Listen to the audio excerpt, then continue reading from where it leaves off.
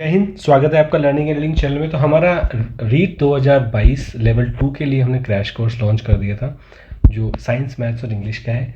और मैथ्स का आपका जो है लेक्चर शुरू भी हो चुके हैं। स्टैट्स का पोर्शन आपका ख़त्म हो चुका है और अभी हम फिलहाल ले रहे हैं नॉर्मल मैथ्स, जिसमें आपका परसेंटेज का टॉपिक चल रहा था। उस परसेंटेज के टॉपिक में आज हम डिस्कस करेंगे पार्ट 4। ठीक है, तो आपको इसमें एक चीज़ ध्यान रखनी है कि हमें जो है हमने इसको 7 पार्ट्स में डिवाइड किया है परसेंटेज को। 0 लेवल से लेके हायर लेवल तक आपको रीड में जो भी क्वेश्चन पूछा जा सकता है, सारे क्वेश्चंस के टॉपिक टाइप हम यहाँ पे डिस्कस करेंगे कॉन्सेप्ट के साथ, और ट्रिक भी मैं आपको बताऊंगा क्वेश्चन को सॉल्व करने की। ठीक है, तो आज जो हम डिस्कस करेंगे वो परसेंटेज में जनसंख्या से रिलेटेड प्रश्न डिस्कस करेंगे। मतलब आपको जनसंख्या से प्रश्न पूछा जाता है कि इस नगर की जनसंख्या इतनी है, 2 साल बाद इस परसेंटेज दर से बढ़ रही है, तो आगे क्या होगी। ठीक है, सबसे पहले डिस्कस करते हैं कि इसका कॉन्सेप्ट आपका क्या होता है। देखो, नॉर्मली आपको क्या देगा, सपोज मान के चलो एक सिटी है ए। ठीक है, इस ए सिटी की जनसंख्या 10% के 10% की दर से क्या हो रही है, पर साल आपकी जो है बढ़ रही है। ठीक है, ये क्या हो रहा है, पर ईयर बढ़ रही है इसकी जनसंख्या।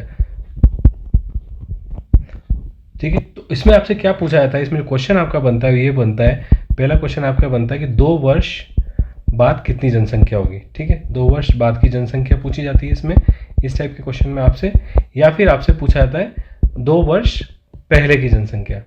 ठीक है, ये 2 क्वेश्चन आपसे इसमें मेनली पूछे जाते हैं। ठीक है, तो पहले कॉन्सेप्ट यहाँ पे डिस्कस कर लेते हैं, फिर मैं आपको शॉर्ट ट्रिक बताऊंगा जिससे आप इस क्वेश्चन को 5 से सेकंड में सॉल्व कर दोगे। ठीक है, कॉन्सेप्ट सबसे पहले देखते हैं। देखो, कॉन्सेप्ट ये कहता है आपका कि अगर मैंने आपको बताया था परसेंटेज मतलब 100 परसेंटेज, अगर आपको जब भी कुछ भी नहीं दिया हो तो 100% होता है, वो हमारी पूरी एक यूनिट होती है। ठीक है, आपको बोला कि 10% की दर से बढ़ रही है, यानी 100 रही होगी और 10% की दर से बढ़ रही है, तो प्लस 10% हो जाएगा। कितनी हो जाएगी, 110% हो गई मेरी जनसंख्या। आपको 110% को कन्वर्ट करना है अगर भिन्न में, तो क्या था, मैंने आपको बताया था, जब भी आपको भिन्न में कन्वर्ट करना है आप इसको कन्वर्ट कर लो 110/100, तो ये कितना हो जाएगा मेरा 11/10। ठीक है, तो अब इस 11/10 को यूज़ करके हमको सवाल को सॉल्व करना है। तो कैसे सवाल सॉल्व करेंगे, मान लो ये जनसंख्या इसकी थी 5500। ठीक है, 5500 आपकी जनसंख्या थी, तो आपको करना कुछ नहीं है, जो वर्तमान में आपको जनसंख्या दी हुई है उसको तो आप एज इट इज़ लिख दो 5500। उसके बाद आपसे अगर बाद की जनसंख्या पूछी है, 2 वर्ष बाद की जनसंख्या, तो ये जो नंबर है इसको आप एज इट इज़ यहाँ पे 11/10 उतनी बार मल्टीप्लाई करना है जितने साल बाद आपसे जनसंख्या पूछी है। यहाँ पूछी है आपसे 2 साल बाद, तो आपको 2 बार मल्टीप्लाई करना है। अगर 3 साल बाद पूछी है तो आपको 3 साल बाद मल्टीप्लाई करना है। बस इसको आप सॉल्व कर लो, तो इसका जो आंसर होगा वो आ जाएगा आपका किसका, इस चीज़ का आंसर आपका निकल के आ जाएगा जनसंख्या। ठीक है, ऐसे ही आपसे अगर जो 2 वर्ष पहले की जनसंख्या पूछी है तो आपको वर्तमान की जनसंख्या एज इट इज लिख लेनी है यहाँ पे। इसमें आपको करना ही है कि आपने जो रेशियो निकाला था 11/10, इसको आपको क्या करना है, रिवर्ट कर देना है। यहाँ पे आपको क्या लिख देना है, 10/11, मतलब इसको उल्टा करके लिख देना है। नंबर वही रहेगा, 2 साल बाद पूछी है तो 2 बार लिख देना है, और अगर 3 बार पूछी है तो 3 लिख देना है। ये सॉल्व करेंगे तो यहाँ पे आपका इसका आंसर निकल के आ जाएगा। ठीक है, तो ये सीधा सा कॉन्सेप्ट प्लस ट्रिक है। आपको बस ध्यान ये रखना है कि इस रेशियो को निकाल के आपको डायरेक्ट मल्टीप्लाई कर देना है।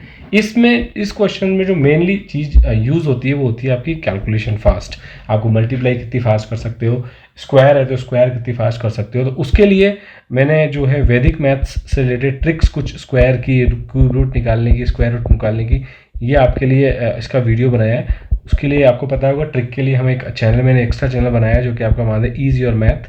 उसमें पूरी आपको जो भी वैदिक मैथ की ट्रिक है वो सब ट्रिक मिलेंगी, जो मिसलेनियस टाइप से टॉपिक्स जो होते हैं उसमें, तो आप जाके देख सकते हो। लिंक मैं डिस्क्रिप्शन में आपको उसको दे दूंगा। ये इसमें मेन इंपॉर्टेंट होता है क्योंकि नंबर्स काफ़ी बड़े बड़े होते हैं, तो फास्ट मल्टीप्लिकेशन अगर आप कर लिया तो इस क्वेश्चन को आप 5 से 10 सेकेंड में सॉल्व कर सकते हो। ठीक है, चलो देखते हैं किस टाइप के क्वेश्चन इसमें से पूछे जाते हैं। ठीक है, अब अगर आप क्वेश्चन को देखो तो ये पहला क्वेश्चन है आपका, किसी नगर की वर्तमान जनसंख्या आपको दी हुई है 18,000, यदि इसमें 10% की दर से वृद्धि हो रही है तो 2 साल बाद आपसे पूछी है। मैंने आपको बताया कि 10% की दर से वृद्धि हो रही है तो कितना हो गया, 110%। आप इसमें क्या करो, 100 का भाग दे दो। भिन्न, जब परसेंटेज को भिन्न में कन्वर्ट करते हैं तो मैंने आपसे क्या कहा था, 100 का भाग देते हैं, तो ये आ गया मेरा कितना, 11/10। एक बार आपका ये फैक्टर आ गया। ठीक है, ये तो मैं आपको समझा रहा हूँ, वरना तो आप डायरेक्ट ये स्टेप लिखोगे, वर्तमान की जनसंख्या, आपको डायरेक्ट वर्तमान की जनसंख्या लिखनी है, इनटू मेरे से 2 वर्ष बाद की पूछी है, बाद की यानी कि इस भिन्न को हम एज इट इज लिख देंगे 11/10 इंटू 11/10, 2 बार लिखेंगे क्योंकि 2 वर्ष बाद की पूछी है। इसको आप सॉल्व करोगे तो आपका जो आंसर आएगा वो आंसर आ जाएगा आपका कितना, 21,780। तो आपकी 2 साल बाद जनसंख्या कितनी हो जाएगी? 21,780, which is nothing but option number C आपका इसका करेक्ट आंसर हो जाएगा। ठीक है, देखते हैं आपका एक और क्वेश्चन देख लेते हैं। ये आपका क्वेश्चन कहता है कि किसी कस्बे की जनसंख्या इतनी है, 5% वार्षिक दर से वृद्धि हो, तब 2 वर्ष पूर्व। अब इसमें क्या पूछा है? पूर्व पूछा है। ठीक है, ये ध्यान रखना है आपको, इसमें क्या पूछा है? पूर्व की जनसंख्या आपसे पूछी है। तो कोई नहीं, कॉन्सेप्ट तो सेम ही है। हमको करना क्या है? सबसे पहले हम रेशियो निकाल लेंगे, तो 105 हो जाएगी मेरी जनसंख्या। अगर 5% वार्षिक दर से वृद्धि हो रही है, परसेंटेज, इसको भिन्न में कन्वर्ट करूंगा तो 105/100, और इसको फर्दर काट दूं 5, 21, 5, 20, तो मेरा जो भिन्न आ गया वो कितना आ गया? 21/20। अब मुझे बस सॉल्व करना है। मेरे को कितनी दी हुई जनसंख्या? 176,400। इसको मुझसे क्योंकि पूर्व की पूछी है तो मैं क्या करूँगा? इसको रिवर्ट कर दूंगा। मैं इसको कितना लिखूंगा? 20/21। मैं यहाँ पे अगर बाद की पूछी होती तो मैं 21/20 लिखता, लेकिन मेरे से पूर्व की पूछी है तो मैं इसको रिवर्ट कर दूंगा। और कितनी बार करना है? 2 बार। 2 साल पूछी है तो इंटू 20/21। बस अब आप इस चीज़ को सॉल्व कर लो। यहाँ पे जो मेन चीज़ है वो यही है कि आपको इस चीज़ को सॉल्व करना है। अगर आप इसको 21 441 हो जाएगा, और 441 से ये कितने बार कट जाएगा? 4 बार। तो आपका जिसका आंसर आ जाएगा वो कितना आ जाएगा? 160,000, यानी कि 1,60,000। तो आपकी 2 वर्ष पूर्व इसकी जनसंख्या रही होगी कितनी? 1,60,000, जो बढ़ के अब कितनी हो चुकी है? 1,76,400। ठीक है, तो ये चीज़ आपको यहाँ पे ध्यान रखनी है। एक और क्वेश्चन देख लेते हैं। किसी शहर की जनसंख्या में 10% की वृद्धि हो रही है। अब 10% का तो आपको फैक्टर ध्यान रखना है, 11/10 सिंपल सा है, आपको हमेशा याद रखना है इसको, तो और इजी हो जाएगा। वर्तमान जनसंख्या लिखो सीधी, वर्तमान जनसंख्या, और पूछा क्या है? 2 वर्ष पहले जनसंख्या कितनी थी? आपसे पूछा क्या है? पूर्व की पूछी है। क्या करना है? इसको कर देना है रिवर्ट, तो ये हो जाएगा 10/11। कितनी बार मल्टीप्लाई करना है? 2 बार मल्टीप्लाई करना है, तो 10/11 सॉल्व करेंगे तो 11, 11, 121 कैंसिल। ठीक है, तो ये कितना आ जाएगा मेरा? 1 लाख। 1 लाख मेरी क्या थी? उसकी जनसंख्या थी। मेरा ऑप्शन नंबर 20 का, ऑप्शन नंबर ए इसका करेक्ट आंसर हो जाएगा। ठीक है, एक और क्वेश्चन देख लेते हैं। इसमें आपसे पूछा है वर्तमान जनसंख्या 2000 है, 10% वार्षिक दर से वृद्धि हो रही है 2 वर्ष बाद। 10% का फैक्टर कितना होता है? 11/10, आपको याद रखना है। पहले लिखो अभी की करंट जनसंख्या इंटू 11/10, 2 बार करना है क्योंकि मुझसे 2 साल बाद पूछी है जनसंख्या। तो ये हो जाएगा मेरा कितना? इसको सॉल्व करेंगे 0, 0, 0, 0 कैंसिल। इसको मैं सॉल्व करूंगा तो मेरा जो आंसर निकल के आएगा वो कितना आ जाएगा? 2420। ठीक है, तो मेरी ऑप्शन नंबर ए इसका करेक्ट आंसर हो जाएगा। ठीक है, अगर आपने ये फैक्टर याद रख लिया तो फिर तो आपको एक लाइन लिखनी है और बस आपको सॉल्व करना है। मुझे नहीं लगता कि 5 से 10 सेकंड इसमें ज़्यादा लगने वाले हैं इस सवाल में। ठीक है, एक और लास्ट क्वेश्चन देख लेते हैं। किसी विद्यालय की छात्र संख्या 100 है, 10% वार्षिक दर से वृद्धि हो रही है। तो 100 है, 10% वार्षिक दर से वृद्धि हो रही है, 2 वर्ष बाद पूछिए। बाद पूछिए तो फैक्टर मुझे पता है, इसका 10% का फैक्टर तो मुझे पता ही है कितना होता है? 11/10। और ये कैसे निकल के आया? मैंने आपको बता ही दिया, 110/100। ये हमने प्रीवियस में डिस्कस किया है। तो आपका 10% से वृद्धि हो रही है तो 110, परसेंटेज को भिन्न में कन्वर्ट करेंगे तो 110/100। ठीक है, अब करना कुछ नहीं है आपको, 100 आप एज इट इज लिख दो, और अब इस 11/10 को 2 बार मल्टीप्लाई कर देना है। 11/10 इंटू 11/10, ये आपका कैंसिल हो गया। तो आपका जो 2 वर्ष बाद जनसंख्या कितनी हो जाएगी? आपकी 121 हो जाएगी। ऑप्शन नंबर बी आपका इसका करेक्ट आंसर हो जाएगा। ठीक है, तो ये जो हमने कॉन्सेप्ट सीखा है, इसी कॉन्सेप्ट से आपका जो है जनसंख्या की जगह और भी क्वेश्चन पूछा जा सकता है। एक चीज और देख लेते हैं, एक क्वेश्चन और देख लेते हैं। 5% बढ़ जाती है, वर्तमान में इतनी है तो 2 वर्ष पूर्व कितनी होगी? अब 105 का भी आपको फैक्टर आप ध्यान ही रख लेना है, ये होता है 21/20। पूर्व की पूछी है तो मेरे को क्या करना है? 44/10 इंटू इसको कर देना है क्या? रिवर्ट। इसको रिवर्ट कर दूंगा तो ये हो जाएगा 20/21 इंटू 20/21, 21, 21, 441 कैंसिल। तो ये मेरा कितना आ जाएगा? 4000। तो मेरा ऑप्शन नंबर डी इसका करेक्ट आंसर हो जाएगा। ठीक है, यहाँ पे कोई दिक्कत नहीं है। एक जो हमने कॉन्सेप्ट सीखा था जनसंख्या वृद्धि और ह्रास का, उसी कॉन्सेप्ट पे एक और टाइप का क्वेश्चन बनता है जो अवमूल्यन का क्वेश्चन होता है। यानी कि आपकी कोई मशीन आपने ली है, कॉन्सेप्ट मैं आपको बता देता हूँ, और उसका जो है किसी परसेंटेज से हर साल अवमूल्यन होता है। जैसे कि आपने कुछ बाइक खरीदी या कुछ भी खरीदी कोई मशीन, तो आप जैसे उसका 1 साल बाद उसकी वैल्यू थोड़ी सी कम हो जाती है। ठीक है, उसको कहते हैं अवमूल्यन। उसके मूल्य का क्या हो रहा है? घट रही है, उसका डिप्रिशिएट हो रही है उसकी वैल्यू। तो उसमें से कॉन्सेप्ट में से क्वेश्चन बनता है। कॉन्सेप्ट सेम है, बस आपको ध्यान क्या रखना है? आपको फैक्टर का ध्यान रखना है। देखो जैसे कि 7वां क्वेश्चन देखते हैं। आपको इसमें बोला है कि 10% की दर से उसकी क्या हो रही है? अवमूल्यन हो रहा है। उसका अवमूल्यन हो रहा है तो 100 थी, तो अब कितनी रह गई है, 90% रह गई है, ठीक है। तो 90% परसेंटेज को अगर भिन्न में कन्वर्ट करेंगे तो कितना हो जाएगा, 90/100 का आपको भाग देना पड़ता है, कैसे करें, 9/10 के आ गया मेरा फैक्टर आ गया, ठीक है। अब आपको एक चीज़ इसमें ध्यान रखनी है, कॉन्सेप्ट आपका ये कहता है कि अगर मैंने आज मशीन का मूल्य अगर 8100 है तो 2 वर्ष बाद मशीन का मूल्य क्या होगा, अगर 10% की दर से कमी हो रही है तो 2 वर्ष बाद क्या हो जाएगा, आपका मूल्य कम हो जाएगा, ठीक है। ऑब्वियसली 2 वर्ष बाद डिप्रिशिएट होगी, डिप्रिशिएट होते होते मूल्य क्या हो जाएगा, कम हो जाएगा। तो आपको करना कुछ नहीं है, आपने जो वैल्यू दे रखी है उसको यहाँ लिख देना है 8100 इंटू जो आपका फैक्टर आया उससे क्या कर देना है, सीधा मल्टीप्लाई कर देना है, ठीक है। आप इसको मल्टीप्लाई करोगे तो ये 0 0 कैंसिल और ये आपका जो आंसर आ जाएगा इसका कितना आ जाएगा, 6561, ठीक है। यहाँ पे भी आप देखो 81 का स्क्वायर आपके काम आ रहा है, तो आपको अगर स्क्वायर की ट्रिक आती है तो आप ये क्वेश्चन बहुत जल्दी सॉल्व कर लोगे, ठीक है। तो 6561 इसकी क्या हो जाएगी, 2 वर्ष बाद मशीन की मूल्य हो जाएगी।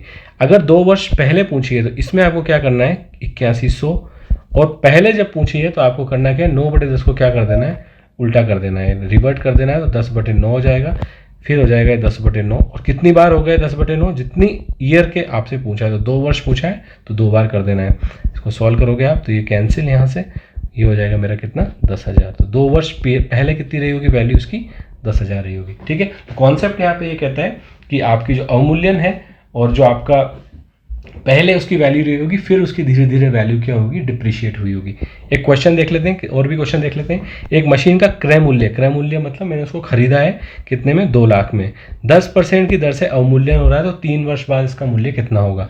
10% की दर से अवमूल्यन हो रहा है, यानी कि 100 से कितना हो गया है, 90 हो गया है, ठीक है। 90 का जो मेरा फैक्टर आता है कितना आता है, 90/100 यानी कि 9/10, ठीक है। ये मेरा फैक्टर आ गया। अब मुझे करना क्या है, मुझे क्रय मूल्य कितना दे रखा है, क्रय मूल्य दे रखा है 2 लाख, ठीक है। 2 लाख इंटू 3 वर्ष तक इसका अवमूल्यन हुआ है, तो 3 बार मेरे को क्या करना है, इसको मल्टीप्लाई कर देना है, बस इसको 3 बार मल्टीप्लाई कर दूंगा, ये कैंसिल कैंसिल कैंसिल, 3 यहाँ से कैंसिल हो जाएगा। तो इसको जब मैं सॉल्व करूंगा तो मेरा आंसर कितना आ जाएगा, 1,45,800। ये मेरा क्या होगा उसकी डिप्रिशिएट होकर उसकी वैल्यू होगी 3 साल बाद, ठीक है। तो ऑप्शन नंबर बी मेरा इसका करेक्ट आंसर हो जाएगा। एक और क्वेश्चन देख लेते हैं। किसी मशीन के मूल्य का 10% प्रति वर्ष की दर से अवमूल्यन होता है, 3 वर्ष पहले से खरीदा गया था, यदि इसका वर्तमान मूल्य इतना है तो इसे कितने में खरीदा गया था, ये आपसे इसमें पूछा है, ठीक है। तो ठीक है, इसको भी सॉल्व कर लेते हैं। सबसे पहले तो अवमूल्यन आपका कितना हो रहा है, वही हो रहा है 100 से 90 हो जा रहा है, तो फैक्टर मेरा कितना आ जाएगा, 90%। फैक्टर तो मेरा सिंपल सा 90/100, तो 9/10 आ जाएगा, ठीक है। अब इसमें क्या हो रहा है कि मेरे को करंट वैल्यू दी हुई है कि उसकी वर्तमान मूल्य कितनी है, 1,45,800 है, और 3 वर्ष उसको पहले खरीदा गया था, यानी कि 3 वर्ष पहले खरीदा गया था। अभी की जो हमको वैल्यू निकालनी है तो हमको क्या कर देना है, इसको रिवर्ट कर देना है। तो ये कितना हो जाएगा, 10/9, तो इसको 10/9 से मल्टीप्लाई करना है। कितनी बार करना है, 3 वर्ष पहले खरीदा गया था, 3 बार मल्टीप्लाई कर दो बस, ठीक है। इसको आप सॉल्व करोगे तो आपका जो आंसर निकल के आ जाएगा कितना आ जाएगा, 2 लाख।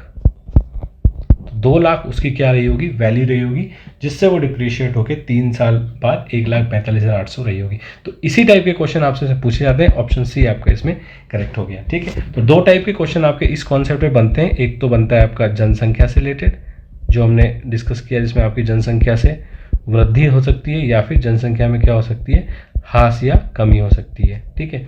एक आपका इसका क्वेश्चन बनता है, किससे बनता है, अवमूल्यन से, जिसको हम इंग्लिश में डिप्रिशिएशन भी बोलते हैं।